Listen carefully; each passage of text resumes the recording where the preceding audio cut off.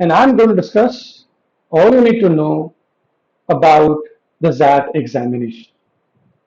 So today's agenda is how to crack the XAT examination, how to get the best out of it. So we'll discuss the pattern of the examination, what comes in the exam, what are different sections, what time is allotted for overall exam. We'll also discuss about the preparation tips, how to prepare for those individual sections, be it decision making or verbal or the quant section. We'll also discuss how this exam is slightly different from the CAT examination. People prepare for management entrance exams, and CAT and XAT are the two most important examinations when it comes to the test takers.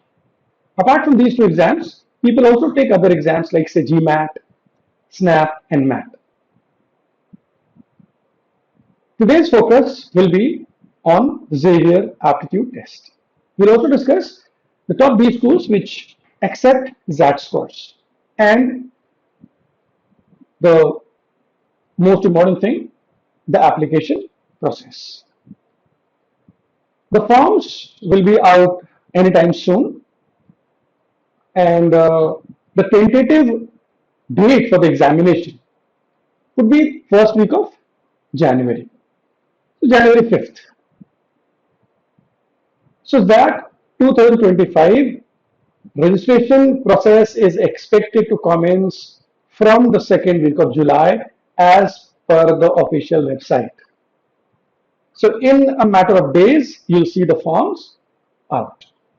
And then students and aspirants will start filling the forms. So before you start doing that, it is important to understand the exam itself, so that one can make up your mind, you can make up your mind that how to prepare for this examination. If you're serious about some top B schools like XLRI, Xavier's Institute of Management, Bhubaneswar, IMT Ghaziabad, IMI, etc. So the question is, how does one do an MBA? Of course, the first step is to crack the entrance exams like GMAT, CAT, XAT, SNAP, and MAT, etc. And then the second step is, once you get a call, you need to clear the GD process, PI, essay writing, etc. Whatever is there in the process. So one has to prepare for the whole process. It's not just the entrance examination. One has to start working on the second level as well. So what is advisable to students? Normally when we tell students to prepare on different exams, one has to be well read. If you're a well read person, you can tackle most of the things in the examination, first level and also the second level, be it essay writing, GDs or even the GK section. So reading becomes very crucial for the entrance examination. And also, once you get into a B school, there also you need to read a lot of material so that you can understand the actual situation and the scenario of the corporate world. So, looking at the XAT introduction, as other examination, this exam also is a computer-based exam conducted by XLRI, Jamshedpur. And I'm sure you know, XLRI has also started its second campus in Delhi. So we have a Delhi campus as well of XLRI. And the placements happen in a joint manner. The exam that is accepted by around 120 plus B schools, which means 120 plus B schools accept the scores which you get in the XAT examination, based on which you can get a call from other schools apart from XLRI. So we can easily understand this is one of the most important exams for MBA aspirants. It is one of the most important examination after CAT, I would say.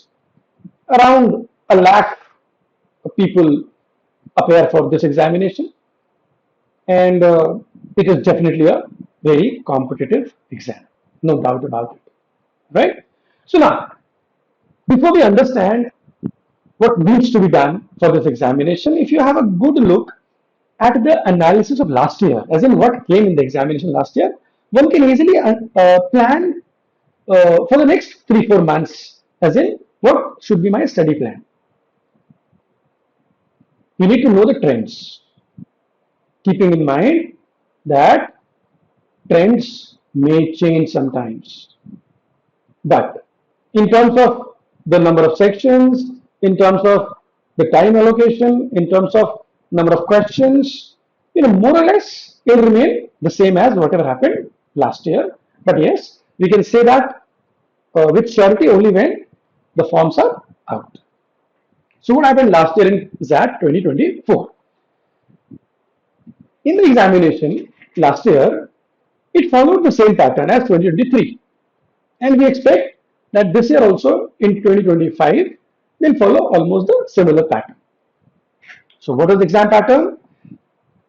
The exam was divided into two parts, part 1 and part 2. In the part 1, the questions are based on verbal and logical reasoning,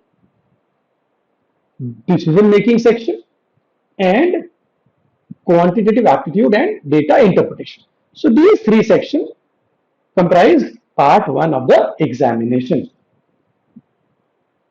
Apart from this, there was also the second part. And in that part, they gave questions based on general knowledge. Both static and current affairs questions were there. There was also an essay to be written in this section. So two tasks. One, the GK section. The other one, the essay writing section. The total time allocated for part 1 was around 175 minutes. 175 minutes for those three sections: verbal, decision making, and QA. And the best part, there was no sectional time limit, as is the trend for the past so many years. Which means you can divide 175 minutes as per your own convenience. Now, that's where the difference lies in this exam and the CAT examination.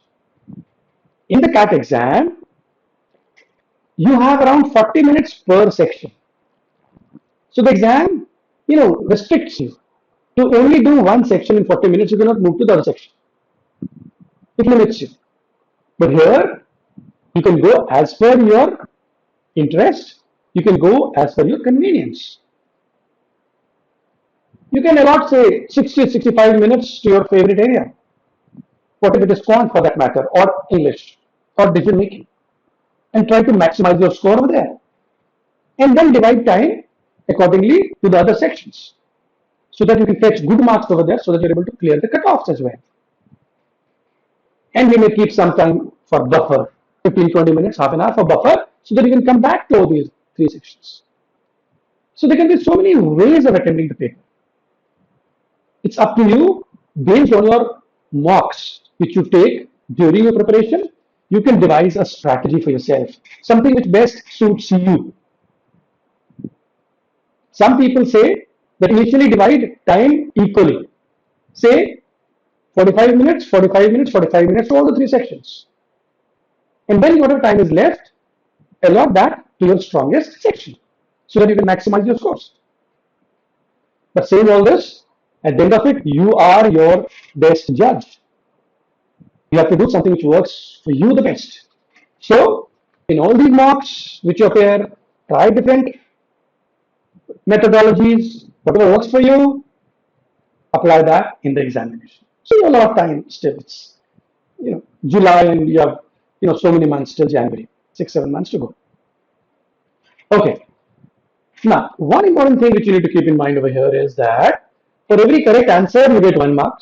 Sorry, 1 mark. That's fine. So you get +1 for every right. For every wrong, you get a minus 0.25. But now there is a catch. You also are penalized for leaving questions beyond 8 questions. Over and above 8 questions, you are penalized. Which means if you leave around 8 questions, so there is no negative. But what if you leave around 10 questions? Then how it works?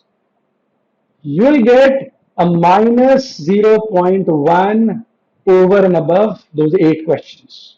Which means for the 9th and the 10th question, you'll get a minus zero point 0.2. What if you leave around 18 questions in the examination? For the first 8 questions, you don't get any negative. But for the next 10 questions, you get a minus 1. How? 0.1 into 10 questions. Because we left 18, right? So here, you have to be very careful about leaving questions as well. But again, the point over here is that if I get a question wrong, I get minus 0.25. But if I leave a question, I get a minus 0.1. So you have to see the calculation. If you don't have any clue, please leave the question. There's no point making wild guesses. If you are stuck between two very close options and you have some idea that the other one has an edge over the first one, in that case, you can take that kind of risk, depending on the type of questions and depending on your practice. I hope you get my point, right? So, this was part 1, right? For the part 2, there is no negative. So, there is no negative for GK questions. So, what should I do? Tell me. If there are no negative marking, what should I do? I should attempt all the questions, right? I hope that makes sense. Okay. Now, apart from this GK section part 2, we also have an essay writing section wherein you get some topics, around 3 topics they give you these days, and out of those 3 topics, you need to attempt 1. So that's a good thing, I would say. You have choices. But in early days, they used to give only 1 topic and there were no choices given. So that made things difficult for some students. Then, okay, so let's move on, my dear friends. So this is the breakup of the examination. You get a lot of time in this exam. You have to be judicious. You have to stick to the questions and solve the question. That's what you need to do. So verbal and logical ability section, 26 questions over here. Decision making, they're based on cases and caselets. You have to read, understand the situation. Based on the situation, you have to answer some questions. As in the way we do case studies, if you know. Case study. So it's like that. QA and DI has around 28 questions. So this is last year. So this year, we're expecting something on the similar lines. So we'll have to wait for some more days. But yes, this is what the examination is all about. GK, you get around 25 questions. And there is one essay to be written of around 250 words. That's the word limit you have. Something close to that. I hope this is clear so far, my dear friends. Okay. Now, one more difference from the CAT examination is that for the XAT questions, you don't get just 4 options, you get 5 options. So, I'm sure you can understand there's no point making wild guesses of it. Right? Great. So, let's move on, my dear students. Now, based on the trend, we can plan, the study for this year. So, last year, whatever they gave in the verbal ability and logical ability section, they're all based on paragraphs. Mostly paragraphs were there. So some reading comprehension passages were there. There were questions based on critical reasoning. Some vocabulary and some grammar questions were there. And apart from these, there was also a poem. So they have to give you poems in the examination. So here you have to be very careful. It's not just about reading comprehension. You have to also work on certain poems. So read, say, Chaucer or maybe William Wordsworth, Robert Frost, or all those people. They're very interesting, I would say. So you'll have deep meanings in their poems. So if you remember, poems which you studied in your early childhood, I'm sure, you would relish that kind of moment. You will love reading poems, I think. Don't wait. Depends, right? Okay, great. So, let us move on now to the next section. See, decision making section is very practical. It's very practical. Come on. They give you situations and cases, and you, like a manager or some HR head or some politician or some you know decision making position. So one has to be in that kind of situation. Based on that, you take your decision, of course, based on the case and based on the options given to you. So it's very practical. You have to be in the case, understand the data given to you. Based on the data, try to draw certain information and then mark your answer. Now, here, it's not just about the right or wrong decision. A lot of times, there may be some 4 or 5 decisions given to you, and they may ask you to order it in sequence. As in, which one is the best decision, which is the second best, the third, and the fourth, and that is. So, there you have to be very careful. Which one is better than the other one, that you have to ascertain based on the reasoning and logic. Right? I hope that makes sense. There may be some questions on course of action also. Course of action. So this is the situation. So what should be the best? Course of action, which again is part of the decision making process. So last year there were around 22 and 21 questions here. There were cases. I mean, you can see the description of the sets. There was one B school admission case. There was one case on SUV buying dilemma. There was a case on taxi service provider and so on. See, but mostly you see it was easy and moderate. See, this section can fetch you a lot of marks, my dear friends. Please understand. So if you practice a lot, if you read actual cases from online or from other sources, I tell you, you can really do good in this section. You can maximize your score over here. And then you try and get some marks in your VA section and the QA section. Overall, if you're able to score somewhere around 35, 37, 33, it varies. But anything in 30s, if you score, you have a good chance of getting into the XLRI, and which is one of the top B schools of India. I hope you can understand that. Now, this is QA and DI. As you can see, there were questions from different chapters, say quadratic equation, geometry, progression, time and distance. You see, of course, they're not going to repeat this again this year, but then this is whatever happened last year. So, of course, there can be a lot of variation in this. So, you need to do other chapters as well. So, arithmetic, algebra, all those modern maths and other things. Apart from these kind of questions, you also get data sufficiency question and DI questions in the examination. So, there is no separate section as you see in the CAT examination. The DI is a separate set in CAT and QA is a separate set. QA and DILR in VA, that's what you have there. But here, you have DI and QA together. So for some, I think it's an advantage, right? So you need to get the best out of this examination. And I'm telling you, given the pattern of the examination, given the content of the examination, I'm sure a lot of you can score a lot in this particular exam. Now, part 1 is used for the call, which means XLRI and other B schools will not look at part 2 when they give you the first call. Now, once you go there for GDs and PIs to XLRI, particularly XLRI, after the process GDPI, WAT, essay writing, essay writing is already done. So GDPI, they give you the scores for that level, and then they look at the section 2, part 2 of the examination, which means for the final merit list, XLRI considers part 2 scores as well. I repeat, XLRI will consider part 2 scores as well for the final merit list, but not for the first call. Other B schools like say IMT, Exam Bhubaneswar, IMI, etc., they don't consider the part 2 scores mostly. They consider only the part 1. I hope you understand the point now. So part 1 is more important, part 2 is also important. I hope you get the idea. Great. So see, these are the questions on GK, history, geography, current affairs. Questions are also there. So it's a good mix of static and current affairs. Please read newspapers regularly. Please also read the static booklet, which we gave in your first packet. If you check the first packet, you see there's a booklet on static GK with all the history, geography, economics, everything is over there. It's a good compilation, my dear friends. We also send you monthly PPTs for current affairs.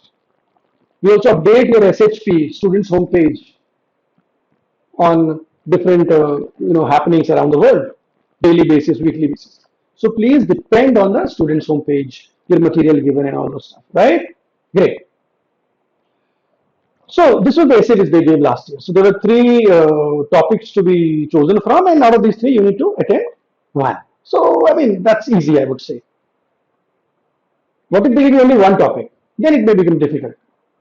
As in, if I remember, there was a topic once, and there was only one topic in the exam. There was no choices, and the topic was jingoism versus globalization. So the topic became difficult for most of the students. Why? Because there was a very difficult word, jingoism, in that topic. So it was about jingoism and globalization don't go hand in hand. Comment on this, something like that. So that topic on that in that particular year was difficult. But yes, I mean that's how exams are, right? But see, these days they give you three topics and you choose one. So probably you're better off, my dear friends, right? Now, this is important over here. Why? See, for their main program, which is the business management program, and there's one more program on HR. So, XLRI is known for both these programs. More so for HR, but yes, both the programs are amazing, I would say. So, cutoffs, if you look at, last year it went slightly higher. Otherwise, cutoffs are normally in the range of, say, 31, 33, etc., 34, that much. But last year, as you see, cutoffs went slightly higher to around 38, 39. For HR, it was 37, 35. That was the cutoff. Which means if the exam is difficult, cutoffs go low. If exam is easy, cutoffs go high. Simple one. So that we all understand. But see, it is in this range. So don't limit your attempts in the examination. Don't do that. Based on the examination, allot the timings. So allot the timings, and whatever timings you allot, if the paper is easy, automatically you will end up attempting more questions.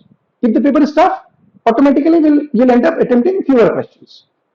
So see, we are competing with others. My job is to score more than others. So if the paper is difficult for me and I'm prepared, same would be the case for others also, if they are prepared. I hope you can understand that point. Right? Great. Now, some of these schools, if you see, which accepts XAT scores. So one, of course, is XLRI. Around 94, 95 percentile you are safe. Fee is around 24 lakhs, and average package is around 30, 32. It's amazing. I mean, 30, 32 lakhs average package for a B school. I mean, IM, ABC, XLRI, FMS, etc. They give you these kind of packages, right? Now, the next good college over here is Exam University, which is Bhubaneswar. Around 90 percentile, you can expect a call. Average is also very good. You get around 20 lakhs per annum, which is really good. Now, there's an amazing college called Mudra Institute of Communication, Ahmedabad, not Hyderabad, Ahmedabad. So that's known for its brand management and marketing. So if you're interested in advertising, branding, and all, MICA is the place for you. Around 85, 90 percentile, if you have here, you stand a good chance. Then you have IMT Ghaziabad, IMI, all these good colleges. Now, all these colleges, if you look at this here, they also accept CAT scores. So see, you have two routes to this of these colleges. So you have CAT, you have also XAT. So that gives you a leverage. That gives you an advantage. That releases a lot of pressure. I hope you can see that. What if one exam I don't perform well, and the other I perform very, well? So in that case, I have that option of getting into the same college through that examination. So if you take these kind of aptitude tests with a relaxed mind, I tell you, you score more. The exam is based on aptitude. So you have to, feel free. You don't take a lot of pressure in these kind of exams. Otherwise, you make silly mistakes. Right? So that's one thing one has to keep in mind. Other big schools like Ford, Tapni, Great Lakes, they also claim around 14 to 15 lakh average package, which is not bad. At 80, 85 percentile in XAT, I can get through these B schools. So I hope you can see that uh, advantage of taking this examination. Of course, there are other B schools slightly lower in rank and all, offer you around 10 to 12 lakh average package. They take around 75 percentile. Wellington is a big name. Great Lakes Chennai is the main branch, but then Great Lake Gurgaon is also doing good these days. So you have Bimprichi, Wellington, all these are like known colleges. So the brand recall is there if you can, see this point over here. So, which means if you score anything more than 80, 85, you stand a chance of getting good colleges. If you score anything beyond 90, 95, you get the best lot. Right? Okay. So, as I told you about, how to prepare, I gave you some hints on the preparation tips. But yes, if I can recap it, in the VRC, you get passages, jumble sentences, reasoning based questions on inference, conclusion, assumptions, and some figures of speech based questions about irony, about oxymoron, antithesis, etc. So one has to prepare on these lines, right? DLR section is together with QA in this examination. So they gave questions from tables, graphs, puzzles, some mostly 10th level mathematics, plus, yes, some questions from 12th level as well. So, see, in the exam, you have an option of leaving questions. You don't do everything in the examination normally, given the time you have. So, it's about the right choices you make. So, one has to be very careful and judicious. I hope that point is clear. Uh, if you look at the daily preparation, plan or maybe the study plan for this examination. So if you do some 2, 3 passages daily, if you read some poems daily, you practice some critical reasoning, do some figure of speech based questions, look at the tone and the central idea of passages, daily vocabulary if you do. I mean, almost the same things which you would do for CAT, in English particularly, I would say. But yes, of course, in the CAT examination, you don't get a lot of direct vocabulary and grammar questions. But here you see those questions. So grammar and vocabulary is indirectly applied in the CAT exam. Here you have direct questions. So that's the difference, I would say, if you look at it. Okay. QA also almost similar chapters, arithmetic, algebra, permutation, number system, probability, functions. You may get some extra questions from, say, probability or maybe functions and graph and all those. Plus here you see some data interpretation questions as well. So the speed is important, no doubt about it. So you need to improve your calculation techniques. You need to improve your approximation skills, mental calculation, shortcuts, all those things apart from the concepts. Practice regularly. Practice makes a person perfect. So be careful about that. Right? So that's the key. Mostly these are skill-based exams. And all of you know how to improve your skills. If I need to become a good batsman for that matter, I cannot become a good batsman by just reading about cricket. I have to go and play. Same is true over here. You'll have to go and play, which means you'll have to go and practice from booklets, from our mock tests, from the intermediate sectional test which you have on the homepage, from advanced sectional tests, take mock XATs, aimcats, and all, apart from aimcats. I hope that works. Oh, this is an interesting section. Reasoning section is, something which you can definitely relate to, as in your career. You want to become a good manager later on. Being part of, the larger picture of the company, strategizing, guiding the company, making important decisions. So this section really, hits that part probably. So connects to your job role later on.